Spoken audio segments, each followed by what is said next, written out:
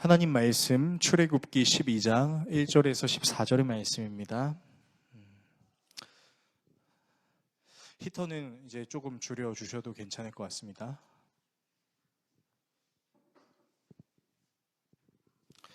구약 성경 98페이지 내지는 99페이지에 있는 출애굽기 12장 1절에서 14절의 말씀,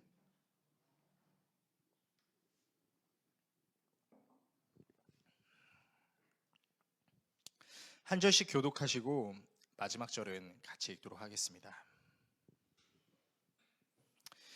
하나님의 말씀을 읽겠습니다. 여호와께서 애굽 땅에서 모세와 아론에게 일러 말씀하시되 이 달을 너희에게 달의 시작 곧 해의 첫 달이 되게 하고 너희는 이스라엘 온 회중에게 말하여 이르라. 이달 열흘에 너희 각자가 어린 양을 취할지니 각 가족대로 그 식구를 위하여 어린 양을 취하되 그 어린 양에 대하여 식구가 너무 적으면 그 집의 이웃과 함께 사람 수를 따라서 하나를 취하며 각 사람이 먹을 수 있는 분량에 따라서 너희 어린 양을 계산할 것이며 너희 어린 양은 흠없고 1년 된 수컷으로 하되 양이나 염소 중에서 취하고 이달 열 나흔 날까지 간직하였다가 해질 때에 이스라엘 회중이 그 양을 잡고 그 피를 양을 먹을 집 좌우 문설주와 인방에 바르고 그 밤에 그 고기를 불에 구워 무교병과 쓴 나물과 아울러 먹되 날 것으로나 물에 삶아서 먹지 말고 머리와 다리와 내장을 다 불에 구워 먹고 아침까지 남겨두지 말며 아침까지 남은 것은 곧 불사르라. 너희는 그것을 이렇게 먹을지니 허리에 띠를 띠고 발에 신을 신고 손에 지팡이를 잡고 급히 먹으라. 이것이 여호와의 유월절이니라. 내가 그 밤에 애굽 땅에 두루 다니며 사람이나 짐승을 막론하고 애굽 땅에 있는 모든 처음 나는 것을 다 치고 애굽의 모든 신을 내가 심판하리라. 나는 여호와라. 내가 애굽 땅을 칠 때 그 피가 너희가 사는 집에 있어서 너희를 위하여 표적이 될지라. 내가 피를 볼 때 너희를 넘어가리니 재앙이 너희에게 내려 멸하지 아니하리라. 같이 읽습니다. 너희는 이 날을 기념하여 여호와의 절기를 삼아 영원한 규례로 대대로 지킬지니라. 아멘. 오늘 여러분과 함께 출애굽기 강의 19번째 시간 임재하시는 은혜라는 주제로 하나님의 말씀 나누도록 하겠습니다. 원래는 1절부터 30절까지를 좀 다루려고 했는데 내용이 좀 방대해서 반으로 나눠서 설교하는 부분을 양해해 주시기를 바랍니다. 이제 지난 2주 동안 한 주는 성탄절로 또 한 주는 새해 첫날로 인해서 약 2주간 함께 수요 예배를 하지 못했던 아쉬움이 있었는데요. 드디어 이제 2025년 처음 수요 예배를 여러분과 함께 진행하고 있습니다. 오늘은 이제 이집트에 하나님께서 내리신 10가지 재앙 중 마지막 재앙인 장자의 죽음에 대한 내용을 좀 살펴보려고 합니다. 먼저 지난 시간 여러분과 함께 나눴던 이집트의 9가지 재앙의 의미가 단순히 이집트 사람들을 하나님께서 괴롭히시려는 의도가 아니라 당시 이집트 사람들이 섬기고 있던 그 신들 위에 하나님이 계시다는 것, 그리고 하나님께서 다스리시는 영역은 어느 일정 부분에 제한이 되어 있는 것이 아니라 하나님이 모든 것을 다스리신다는 사실을 드러내는 의도였다라는 것을 우리는 지난 9가지 재앙을 통해 살펴봤습니다. 이제 마지막 재앙인 장자의 죽음 재앙입니다. 이 재앙이 두드러지는 특징이 있다면 이전의 9가지 재앙은 하나님께서 모세나 아론을 통해 그 재앙을 선포하게 하셨다면 이 재앙은 하나님께서 직접 집행하신다는 것입니다. 오늘 본문 12절을 보시면 하나님께서 이렇게 표현하세요. 내가 직접 심판할 것이다 라고 표현하십니다.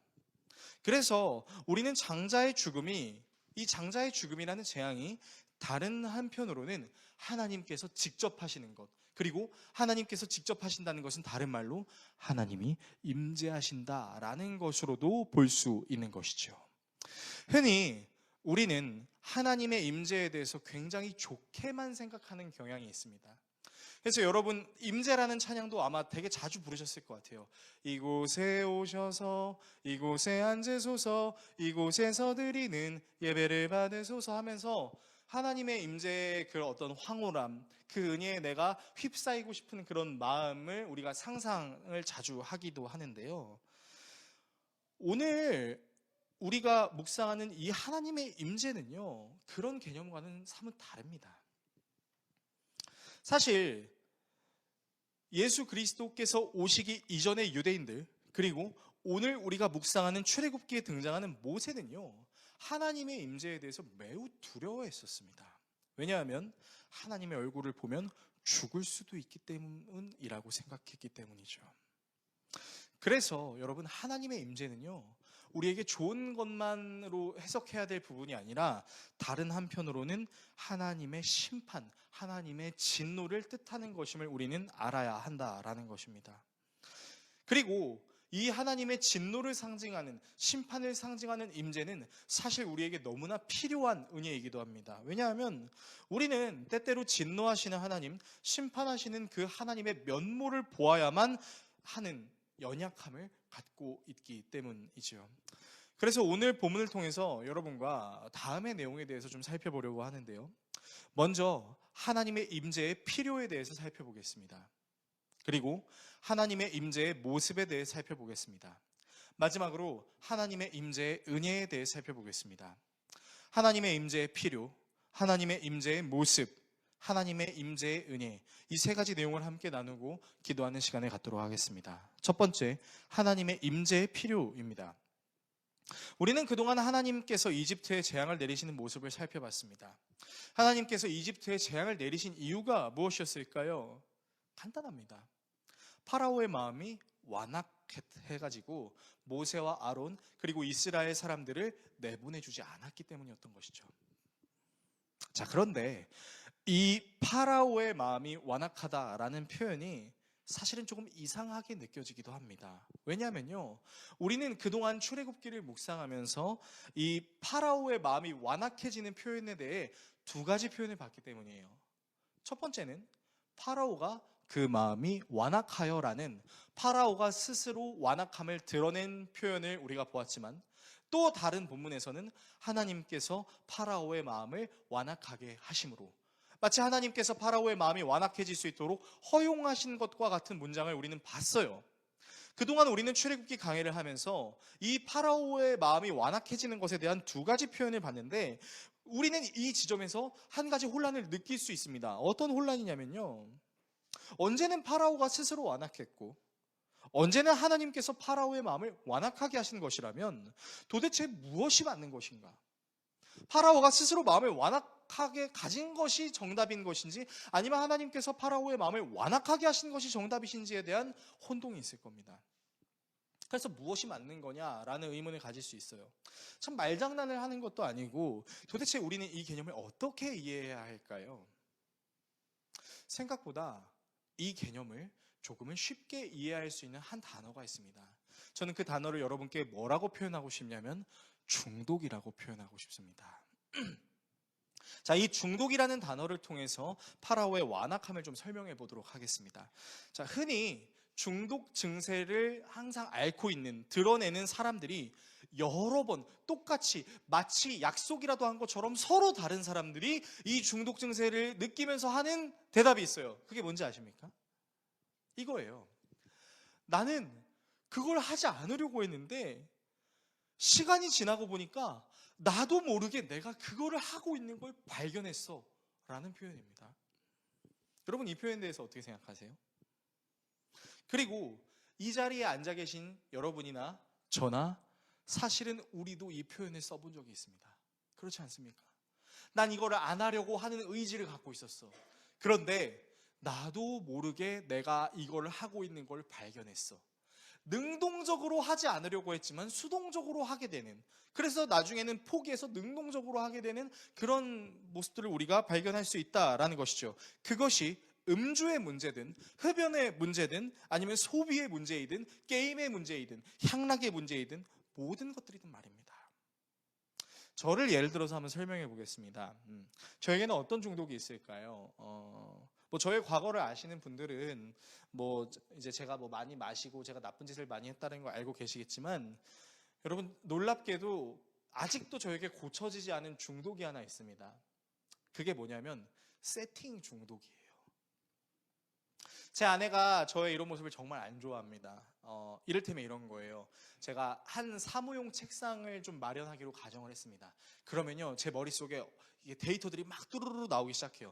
자, 사무용 책상이면은 뭐 가로 뭐 1600에 세로 800에 뭐 높이는 700 정도에 되는 책상이 있어야 되고, 그 책상에 컴퓨터가 있어야 되고, 모니터가 있어야 되고, 스탠드가 있어야 되고, 독서대가 있어야 되고, 볼펜이 있어야 되고, 서랍이 있어야 됩니다. 그래서 저는 한 사무용 책상을 세팅을 하잖아요. 그러면 나중에 천천히 해도 되는데 무조건 제가 정한 시기에 그것을 채워야 하는 중독 증세가 있습니다. 그래서 저희 집에 아직 아무도 와보시지 않아서 모르시겠지만, 저희 집에는요 책상이 무려 3개가 있습니다. 근데 그 3개의 책상에 PC랑 모니터랑 독서대랑 스탠드랑 필기도구랑 모든 게 완벽하게 다 구비가 돼 있어요. 그래서 놀랍게도 저희 집에 3가지 책상이 다 다른 공간에 있는데, 저는 그 어느 책상을 앉아서도 그 책상에서 설교를 준비할 수 있고 사역을 준비할 수 있습니다. 사실 그럴 필요 없거든요. 교회 사무실에서 하거나 집에서도 그냥 책상 하나만 놓고 하면 돼요. 근데 이 주길놈의 세팅 중독이 뭘 하나를 해야겠다라는 생각이 되면요, 그게 제 마음에 들 때까지 해야 되는 거예요.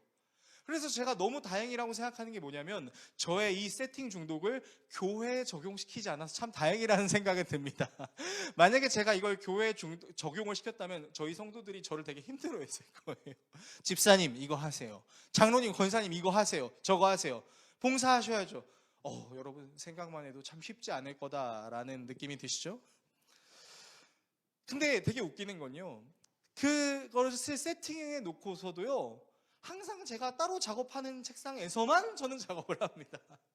그러니까 이제 아내가 저한테 그런 얘기를 하는 거예요. 이럴 거면 뭐하러 세팅을 했냐, 그 세팅에 들어간 돈이 얼마냐, 아까워 죽겠다, 당근 좀 그만해라, 이렇게 저한테 얘기를 하거든요. 그러면 저도 이렇게 생각해요. 맞아, 굳이 할 필요는 없었는데 내가 왜 그랬을까. 근데 너무 놀라운 게, 저도 모르게 그 세팅을 하게 되는 경우가 있다라는 겁니다. 여러분에게도 이와 같은 중독 증세가 있을 겁니다. 이성적으로는 난 이건 하면 안 돼 라고 여러분이 생각하셨고 안 할 거야, 특히 이 2025년에 나 이거 안 해야지 라고 다짐했음에도 불구하고, 솔직하게 얘기해 봅시다. 여러분도 모르게 벌써 2025년이 한 주 이상 지났는데, 여러분도 모르게 하지 않으려고 했던 어떤 일을 여러분이 하셨다면 사실 그거는 중독 증세랑 같다고 여러분 말씀드릴 수 있을 것 같아요. 능동적으로는 하지 말아야 된다고 생각하면서도 마치 수동적으로 나도 모르게 이것이 됐다라고 말하는 현상 말입니다. 이런 중독 증세는 사실은 사람이 쉽게 고칠 수 있는 문제는 아닌 것 같아요. 여러분이 영화 타짜에서 보셨듯이 주인공인 고니가 더 이상 도박을 하고 싶지 않아서 세면대에서 칼을 들고 자기 손가락을 썰려고 합니다. 그리고 깨달아요. 뭘 깨달을까요? 내가 이 손가락을 자르면 나는 도박을 안 할까? 아니죠. 그래서 그는 자르던 손가락을 멈추고 다시 도박을 하게 되는 모습 말입니다. 또는 여러분의 지인이 어떤 알코올 중독 증세나 도박 중독 증세가 있다라고 가정했을 때, 그것을 그만하게 하기 위해서 약을 처방하거나 또 다른 방법을 했을 때 그게 그렇다고 쉽게 나아지던가요? 아닙니다. 여러분, 중독이라는 건요 사실은 사람이 쉽게 고칠 수 있는 문제가 아닐 수도 있다라는 거죠. 그래서 저는 담배 끊었습니다, 음주 끊었습니다 라는 표현보다는 어쩌면 평생 참고 있습니다 라는 표현이 맞다라고 생각이 들 때도 있습니다. 자, 그렇다면 파라오는 과연 무엇에 중독이 되어 있었을까요? 여러분 생각해 봅시다. 파라오가 뭐에 중독되어 있었을까요? 파라오가 왜 하나님이 재앙을 내리시는 것을 알고 있음에도 불구하고 그 마음의 완악함이 사라지지 않았을까요? 그 이유는 바로 자기 중독 때문입니다. 어떤 중독일까요? 난 신이죠. 태양신 라의 현현이에요. 그 어떤 신들보다도 내가 우월한 존재예요. 나는 사람들에게 숭배를 받아야만 하는 존재예요. 그렇게 살아왔어요. 내 아버지가, 내 선대가 그렇게 살아왔는데 이것을 내 대에서 끊어진다라는 게 말이 된다라고 생각합니까? 여러분이 파라오라고 생각해 보십시오. 여러분 하나님을 숭배해야 된다라는 그 생각이 들면서도 자기가 왕이라는 그 인식, 자기가 주인이라는 그 인식을 내려놓는 게 과연 쉬웠을까요? 아니요. 정말 어려웠을 겁니다. 끝까지 자기가 최고라는 사실을 버리는 것이 쉽지 않았을 거예요. 능동적으로는 버려야 한다는 생각이 들었을 수도 있겠지만 마치 수동적으로 그 생각을 버리지 못하는 자기 자신을 만나는 것, 이것은 스스로 마음이 완악해지기도 하고 하나님의 허용에 의해 마음이 완악해졌기도 한 것이죠. 그렇다면 이 파라오의 중독 증세를 고칠 수 있는 방법이 무엇일까요? 저는 아무리 생각해봐도 한 가지 방법밖에 없다라는 생각이 들었습니다. 무엇일까요? 하나님이 오시는 겁니다. 하나님이 오셔서 그 문제를 직접 고쳐주시는 거예요. 왜요? 하나님은 모든 것이 가능하신 분이시니까요. 그러므로 우리는 기억해야 할 것입니다. 무엇을요? 우리는 하나님의 임재가 필요해요. 왜요? 우리도 모르게 능동적으로도 그리고 수동적으로도 저지를 수 있는 죄의 중독의 문제를 끊을 수 있는 은혜는 오직 하나님의 임재밖에 없기 때문이라는 것입니다. 두 번째, 하나님의 임재의 모습입니다. 설교의 서론에 대해서 말씀드렸듯이 여러분, 하나님의 임재는 황홀하고 은혜로운 모습만 있는 것이 아닙니다. 우리의 죄에 대해서 진노하시며 심판하시는 하나님의 모습이 임재가 될 수도 있습니다. 그렇다면 이집트와 파라오에 대한 하나님의 임재는 어떤 모습이었을까요? 하나님께서 이집트 땅을 직접 지나가시면서 사람이든 짐승이든 이집트 땅에 처음 난 모든 것들을 치시고 이집트에 있는 모든 신을 벌하겠다고 하셨습니다. 여기서 우리는 한 가지 의문을 가질 수 있습니다. 왜 하나님의 임재가 굳이 하필 장자의 죽음이라는 모습을 지니고 있었던 것일까요? 하나님의 이 의도를 알기 위해서는 당시 장자가 가지고 있었던 개념이 무엇인지에 대해 알 필요가 있습니다. 우리가 살고 있는 이 시대는 첫째 내지는 둘째, 그리고 그 아래에 있는 자녀들에 대한 서열의 개념이 그렇게 강하지 않습니다.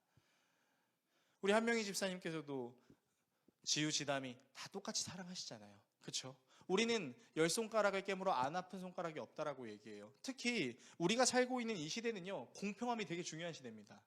저희 아버지께서는 이제 제가 결혼하고 저에게 친남동생이 한 명 있는데 그 친구도 결혼을 했거든요. 근데 아버지께서 딱 말씀하셨어요. 결혼할 때 이렇게 얘기하셨어요. 네가 장남이라고 해서 더 많은 돈을 받을 거라는 기대감은 내려놓으렴이라고 얘기하셨어요. 저희 아버지는 저랑 제 동생에게 똑같이 결혼 준비 자금을 주셨습니다. 그리고요, 어떤 가정에서는 첫째보다 둘째가 더 예쁘게 느껴지는 경우도 있습니다. 그렇지 않습니까? 제 주변에서도요, 뭐 3남매를 지니고 이제 데리고 계신 부모 성도님들 중에서도 누구를 제일 사랑하세요라고 하면 저는 사실 막내를 더 사랑합니다라고 말씀하시는 분도 계십니다. 그리고 좀 젊은 세대들, 저와 같은 젊은 세대들은요, 되게 자녀에게 미안한 말이지만요, 아들보다 딸을 더 선호하기도 합니다. 저는 제 아들의 성별을 알게 됐을 때 무슨 짓을 했냐면 믿을 수가 없어서 제 아내의 배를 검사해준 그 산부인과 선생님을 바꿨어요. 다시 검사했어요. 아니라고. 아들이 아닐 거라고, 딸일 거라고 다시 검사해달라고. 여러분, 제가 이렇게 연약한 사람입니다. 여러분, 그렇지 않습니까? 그러니까 요즘 시대에는 이 서열에 대한 개념이 조금은 불분명하기도 해요. 그런데요, 고대 근동 사회에서는 장자의 개념은요, 그 무엇과도 바꿀 수 없는 엄청 중요한 개념이었습니다. 모든 가족들 사이에서 장자는 가족의 희망이자 대들보였어요. 장자를 위해서라면 뭐든지 해줄 수 있었습니다. 가문의 정통성의 승계 및 재산의 상속도 모두 장자들이 압도적인 우위를 차지했었어요. 사실 이런 문화는요, 21세기를 한 번 더 앞선 20세기의 대한민국만 보더라도 쉽게 알 수 있습니다. 그렇지 않습니까? 둘째로 태어나신 분들 얼마나 서러우신가요? 첫째로 태어난 사람, 사실 내가 형보다 누나보다 언니보다 오빠보다 내가 더 능력을 갖고 있는 것 같은데 장자를 더 사랑하셨던 그 부모님의 모습이 되게 실증나기도 하잖아요. 그런데 고대 근동 사회는 아예 시간 개념이 기원전으로 책정이 되는데 여러분 이걸 생각하면 20세기의 대한민국도 이 장자의 개념이 참 심각한 이슈였는데 여러분 고대 근동 사회는 어땠겠어요? 여러분 그러니까 누가복음 15장에 탕자의 비유가 나오는 거예요. 왜 둘째가 아직 아버지가 돌아가시지도 않았는데 자기 유산을 가지고 가고 싶었겠어요? 그래서 여러분 이 본문에 등장하는 장자의 개념은 우리가 장자를 소중히 여기는 개념과는 비교할 수 없을 정도로 그 시대 당시에 무엇과도 바꿀 수 없는 아주 중요한 개념이었다라는 것이죠. 출애굽기 이전에도 장자를 소중하게 여기는 모습들은 계속해서 등장합니다. 여러분 아브라함이 자신의 사랑했던 아들 이삭을 너무나 소중히 여겼다는 거 여러분 잘 알고 계실 겁니다. 그는 아내 자궁의 기능이 완전히 끊어져 버린 나이, 그리고 건강한 남성성의 기능을 완전히 상실할 수 있는 나이였던 99세의 이삭을 얻었어요. 그러니까 하나님으로부터 선물 받았죠. 너무나 소중히 여겨서 그 아이의 이름을 웃음이라고 짓기도 했습니다. 자, 그런데 하나님께서 그 이삭을 제물로 바치라고 하시죠. 여러분 창세기 22장을 자세히 살펴보면요, 그 모리아산으로 걸어가는 3일의 여정 동안 아브라함과 이삭이 그 어떤 대화도 나누지 않은 것처럼 성경은 묘사하고 있습니다. 여러분 근데 그 묘사가요 우리에게 주는 인사이트가 뭐냐면요, 여러분 사람들이 너무 참혹하게 힘들거나 너무 견딜 수 없는 고통을 당하잖아요. 그럼 말을 못해요. 아브라함에게 이삭은 자신의 모든 것이었습니다. 얼마나 힘이 들었을까요? 아무 말이 없었다는 건 다른 말로는 극심한 고통에 몸부림치고 있는 이성의 모습을 표현하기도 하는 것이죠. 자, 이런 하나님의 모습을 통해서 우리가 조심스럽게 내릴 수 있는 한 가지 결론이 있습니다. 너무나도 조심스럽게 여러분들께 말씀드리고 싶은 이 하나님의 임재의 모습은요, 우리가 가장 소중하게 여길 수 있는 것을 때때로는 하나님께서 그것을 치시는 방식으로 우리에게 진노를 보이실 수 있다는 겁니다. 그리고 그 진노는 우리에게 굉장히 아픈 방식으로 적용될 수 있다는 것이죠. 여러분 게다가 이런 하나님의 진노는요, 하나님을 섬기지 않는 사람에게만 내린 게 아니었어요. 여러분 오늘 이 장자의 재앙을 자세히 살펴보시면 이 장자의 재앙의 대상이 누구였는지를 우리는 알 수 있는데, 오늘 본문을 자세히 보시면 하나님께서는 정확하게 이렇게 말씀하세요. 본문 13절을 보시면요, 하나님께서 이렇게 말씀하세요. 내가 애굽 땅을 칠 때라고 말씀하십니다. 즉 이집트 땅이었다라는 것을 감안한다면 이 심판은 단순히 이집트 사람에게만 내린다는 게 아니에요. 여러분 생각해 보세요. 고센 땅이 어디에 있었어요? 이집트 땅에 있었잖아요. 그러면 고센도 이집트인데 이집트 땅 아래 이집트 사람들만 있었습니까? 아니에요. 이스라엘 사람들도 있었어요. 그렇다면 이 재앙의 대상은 사실은 우리가 깊게 인식할 수 없었지만 이 재앙은 어쩌면 좌우 문설주에 피를 바르지 않았다면 이스라엘 사람들에게도 내릴 수 있는 재앙이었다라는 결론이 나올 수 있습니다. 여러분 그러면요, 심판은요 하나님을 믿는다고 말할 수도 있는 사람들에게도 일어날 수 있다는 거죠. 그래서 여러분 본문에는 기록되어 있지 않지만 유대 역사가들에 따르면요, 모세가 하나님께서 말씀하신 이 장자의 죽음 재앙을 이스라엘 사람들에게 얘기했을 때 이스라엘 사람들은 공포에 떨었습니다. 왜요? 가장 중요한 것을 잃어버릴 수도 있는 위험성, 그리고 아마 성경에 기록되어 있진 않지만 감히 제가 조금 추측을 해보자면 이런 생각을 했을 수도 있을 것 같아요. 흔히 하나님을 믿든 믿지 않든 여러분 우리가 어떤 굉장히 소중한 것을 잃어버릴 것 같은 위기를 맞이하잖아요. 그러면 종교심이 있거나 어떤 생각을 가지고 있는 사람들은 이렇게 얘기하기도 합니다. 내가 무슨 죄를 저질러서, 내가 혹시 회개하지 않은 게 무엇이 있나? 여러분도 그런 생각 해보신 적 있지 않으십니까? 여러분이 너무 힘드실 때, 여러분이 하나님을 섬기는 그 숭배하는 신앙을 갖고 있음에도 불구하고 여러분에게 여전히 어려운 일들이 일어났을 때 여전히 내가 하나님 앞에 회개하지 않은 부분이 뭐가 있었지라는 것을 생각해 보셨을 경험이 저는 있었을 것이라고 생각합니다. 그런데 여러분 생각해 보면 이스라엘 사람들은 사실 정말 많은 죄들을 저질렀어요. 이스라엘 사람들이 400년 동안 이집트의 종노릇을 할 때 여러분 그 사람들이 어떤 행위를 했는지 아세요? 이 사람들이 이집트의 우상들을 섬겼었어요. 이 사람들이 이집트의 문화를 따르는 나머지 하나님을 온전히 사랑해야 함을 잊어버렸어요. 여러분, 그래서 하나님께서 모세를 통해 이 이스라엘 사람들을 이집트에서 탈출시키시고 이제 약속을 하잖아요. 세계가 다 내게 속하였으니 너희가 내 말을 듣고 따르면 너희는 내 백성이 되고 내 소유가 될 것이다 하면서 모세를 통해서 계명을 주시죠. 여러분, 근데 그 10계명의 가장 첫 계명과 두 번째 계명이 뭔지 아십니까? 나 외에 다른 신을 섬기지 마라. 우상을 만들어 섬기지 마라. 왜 하나님께서 이 계명을 주셨을까요? 간단합니다. 이스라엘 사람들이 그렇게 행동했으니까요.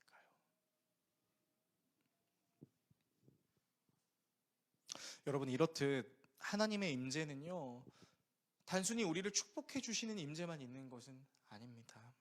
어쩌면 우리가 정말 소중히 여길 수 있는 것들을 하나님께서 깨뜨리시거나 상하게 하심으로 우리를 심판하실 수도 있다라는 것이에요. 여러분, 그래서 오늘 본문을 우리가 묵상함으로 우리가 적용해야 될 것은요, 여러분, 우리 하나님 두려운 줄 알아야 한다라는 것입니다. 이 심판은 이집트 사람들에게만 대상으로 했던 것이 아니었다라는 것이죠. 이 하나님의 임재의 모습은 실로 굉장히 참혹할 수 있다라는 것입니다. 세 번째, 하나님의 임재의 은혜입니다. 어쩌면 너무 폭력적인 신의 모습을 보는 것 같아서 내가 가지고 있었던 신앙마저도 잃어버릴 수 있겠다라는 염려가 드실지는 모르겠습니다. 그러나 하나님께서는 진노만 하시는 분이 아니시라 그 진노로부터 보호를 받거나 그 진노를 피할 수 있는 방법도 알려주셨어요.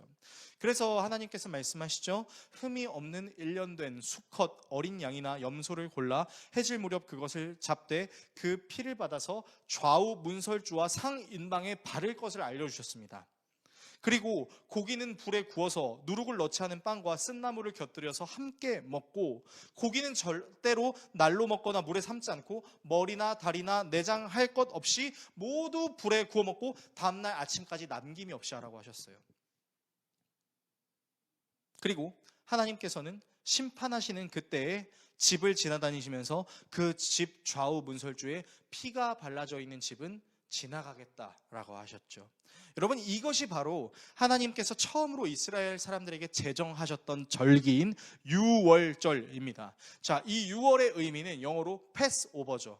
통과하여 넘어간다라는 것입니다. 자, 그러면 좀 생뚱맞지만 여러분께 질문을 하나 해보겠습니다. 여러분, 이 유월절의 행위는 단순히 이스라엘 사람들에게만 하나님이 국한하신 것일까요? 만약에 이스라엘 사람들이 아닌 이집트의 사람들이 이스라엘 사람들이 하는 이 행위를 보고 나도 살아야겠다라는 생각이 들어서 이집트 사람이 자기 집의 좌우 문설주에 흠이 없는 1년 된 어린 양의 피를 발랐다면 그래도 하나님이 심판하셨을까요? 저는 과감하게 여러분께 이렇게 말씀드릴 수 있을 것 같아요. 만약에 이집트 사람들이 그랬다면 심판을 받지 않았을 겁니다.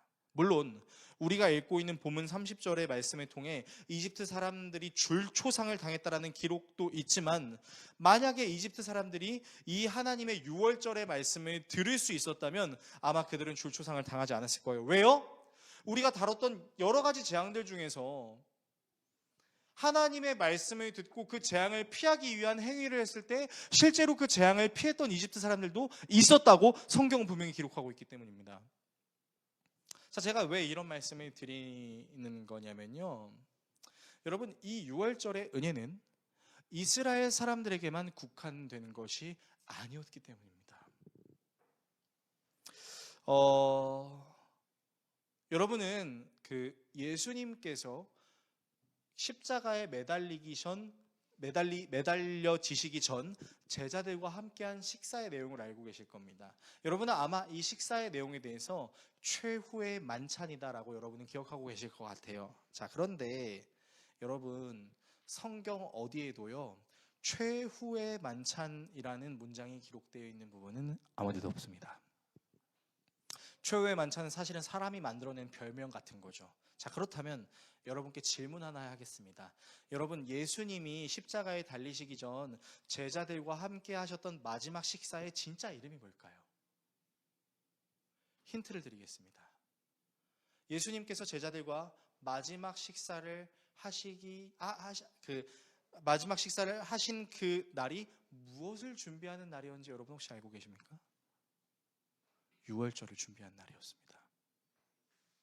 그래서 마태복음 26장을 살펴보시면 예수님과 제자들이 식사했던 그 시기가 어느 때였는지, 그때 무엇을 준비하고 있었는지에 대해서 정확하게 기록하고 있습니다. 그래서 여러분, 최후의 만찬은 다른 말로 제정하면요, 유월절 식사입니다.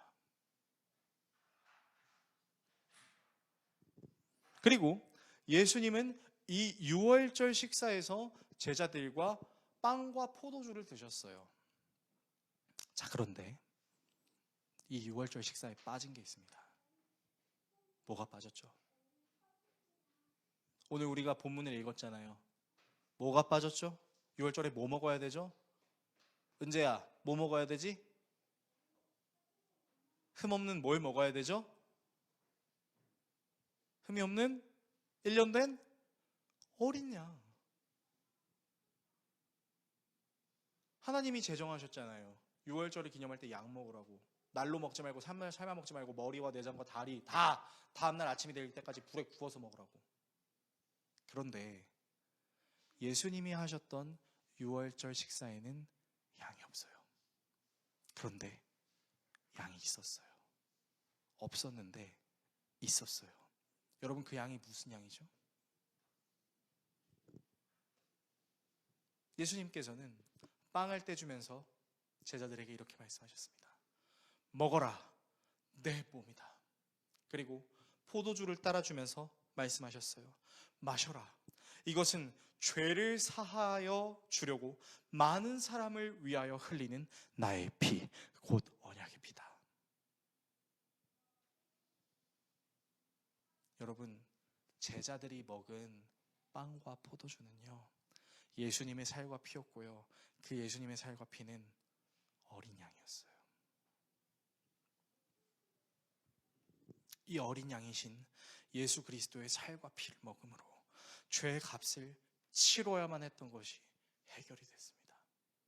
과거의 죄, 현재의 죄, 미래에 짓는 모든 죄의 문제, 그리고 영원히 끊어져 버릴 것만 같았던 그 하나님과 사람과의 관계가 완전히 회복이 되었죠. 어린 양이신 예수를 먹고 마시는 믿음의 행위를 통해서 제자들의 삶은 완전히 자유해졌어요. 그래서 그 제자들이 예수 그리스도를 온전히 믿기 전에는 죽음을 너무 두려워하여 예수를 배반했지만, 예수 그리스도를 먹고 마신 이후 완전한 그 죄 사함과 더불어 새롭게 된 그들은 더 이상 죽음을 두려워하지 않는, 예수를 위하여 순교할 수 있는 진정한 사도로 세워지게 되었던 것이죠. 여러분, 이 어린 양이신 예수의 살과 피를 기념하는 우리의 의식이 무엇이죠? 여러분, 우리는 이것을 성찬으로 해냅니다. 그렇지 않습니까? 여러분, 그래서요, 여러분, 우리 교회가 왜 매주 성찬하는지 아세요? 우리 교회가 다른 교회랑 좀 달라 보이려고, 나대려고 그렇게 하는 것이 아니라, 여러분, 성찬은 패스오버를 기념하는 겁니다. 예수 그리스도의 살과 피를 먹음으로 우리가 유월절 어린 양을 먹어야 하는 그 절기를 지킴으로 영원히 죽을 수밖에 없었던 우리가 영원하게 살게 될 것뿐만 아니라 완전히 끊어졌던 그 하나님과의 관계가 회복돼서 이제는 그 무엇도 나를 옥죄할 수 없고 어떤 상황과 환경에도 나는 자유할 수 있어라는 것을 기쁨으로 선포하는 자리, 여러분, 이것이 성찬이죠. 그래서 성찬은 무조건 엄숙한 분위기에서 시꺼먼 옷 입고 그냥 두렵고 떨리는 심정으로만 해야 되는 것이 아니라 이 사망의 심판을 지나쳐 가신 그 하나님의 은혜에 대한 감사함으로, 은혜로 기쁘고 행복하게 나를 위하여 죽으시고 부활하신 그 주님을 기뻐하는 마음으로 예수의 살과 피를 먹는 행위가 되는 것이죠. 하늘의 식사예요. 그래서 여러분, 성찬은 기쁘게 해야 됩니다. 물론 엄숙하게 해야 되죠. 가볍게 하라는 얘기가 아니에요. 우리의 죄를 먹고 마셔야 된다는 얘기가 아닙니다. 여러분, 성찬은 패스오버를 기념하는 거라고요. 이런 하나님의 임재 그 자체이신 예수 그리스도를 우리는 은혜라고 이야기합니다. 그리고 이 하나님의 임재를 상징하는 예수 그리스도의 은혜를 통해 우리는 더 이상 죄의 문제에 대해서 더 이상 낙심하지 않아도 돼요. 여러분, 낙심하지 않아도 된다는 사실이 죄를 마음껏 지어도 된다는 얘기가 아니라 우리를 위해 죽으시고 부활하신 예수 그리스도의 그 능력이 나를 진짜 새롭게 한다는 것을 우리가 경험할 수 있다는 겁니다. 그리고 그것을 경험하게 되면요, 우리의 삶은 간단해지죠. 어떻게 하면 예수님을 기쁘시게 할 수 있을까? 찬양으로만 내가 원하는 한 가지 주님의 기쁨이 되는 것, 노랫말로 하는 것에서 끝나는 게 아니라 진짜 고민해요. 하나님이 내가 이렇게 말하면 기뻐하실까? 하나님이 내가 이렇게 하면, 이렇게 행동하면 기뻐하실까? 그러면서 여러분들의 모든 생각과 감정과 행동에 예수 그리스도를 접목시키고 적용시키는 바로 그것이 예수와 동행하는 거죠. 그리고 그 예수와 동행하는 시간이 늘어나면 늘어날수록 우리의 신앙은 장성한 그리스도의 분량으로 인도되어져 간다는 것입니다. 여러분, 이것이 하나님의 임재의 은혜의 정수입니다. 설교를 정리하겠습니다. 사랑하는 성도 여러분, 하나님은 진노를 할 줄 모르시는 분이 아니세요. 여러분, 너무 사랑의 하나님의 속성에만 젖어버린 나머지 하나님의 진노를 까먹지 않길 바랍니다. 여러분, 하나님은요, 무서우실 수도 있으세요. 우리가 가장 소중히 여기는 것을 순식간에 없어지게 하실 수도 있는 분이 하나님이시기도 합니다. 그런데 그런 하나님께서는 우리를 너무나 사랑하셔서 우리의 모든 죄의 책임의 문제를 자신의 사랑하는 아들 예수 그리스도라는 어린 양에게 상달시키심으로 우리를 심판으로부터 유월하게 하셨어요. 그리고 그 예수를 먹고 마심으로 하나님과 더욱 친밀하게 하셨죠. 여러분, 그러므로 우리에게 가장 큰 은혜이자 가장 크신 하나님의 임재는요, 하나님 제발 좀 내 삶의 문제를 해결해 주세요. 하나님, 정말 하나님이 살아계신다면 이 땅에 우리 올라가셨던 그 모습 그대로 오셔서 모든 문제를 해결해 주세요. 이것도 큰 임재가 될 수 있겠지만 사실 이미 큰 임재는 왔었어요. 예수 그리스도의 이 땅에 오심이 가장 큰 은혜이자 임재였던 것이죠. 그리고 그 임재는 다시 한번 올 것입니다. 언제요? 이 세상이 종말하는 그때 예수께서 하늘에 올라가셨던 모습 그대로 이 땅에 내려오셔서 모든 것을 심판하시게 될 거예요. 그때 예수 그리스도가 우리에게 묻는 것이 무엇일까요? 저는 한 가지라고 생각합니다. 우리가 얼마나 예수와 동행했는가? 우리가 얼마나 예수를 묵상하며 살았는가? 우리가 얼마나 예수 안에 있었는가? 너 뭐 했어? 너 대단한 일 했니? 너 남들이 하지 못한 일 했니? 이 수준이 아니라 너는 나를 얼마나 믿고 신뢰했니? 그것을 물어보실 것 같아요. 우리의 신앙생활은 이 예수 그리스도를 알아가고 알아간 예수님이 늘 나와 함께 하신다는 것을 신뢰하고 믿고 맡기며 그 예수님이 기뻐하시는 삶을 살아갈게요 하고 결단하는 거라고 할 수 있겠어요. 내게 보여주신 하나님의 임재 그 자체이신 예수 그리스도를 정말로 기뻐할 수 있다면 여러분, 우리는 더 이상 중독이라는 문제 때문에 능동적으로 내지는 수동적으로 죄를 저지를 수밖에 없었던 모습에서 머무르는 것이 아니라 그 문제를 해결하시기 위해 피를 흘리시고 부활하신 예수 그리스도를 위해 어떻게 살아야 할까라는 고민을 하게 되고, 그 고민은 우리를 지나간 죄의 문제로부터 벗어나게 할 것입니다. 하나님의 임재 그 자체이신 예수 그리스도께 나아가십시다. 그분이 우리의 모든 죄의 문제를 해결하셨습니다. 그분의 품 안으로 들어갑시다. 그리고 그분의 사랑을 기억합시다. 그리고 그분을 위해 살아가기를 소망하는 우리 모두가 될 수 있기를 예수 그리스도의 이름으로 축원합니다. 기도하겠습니다.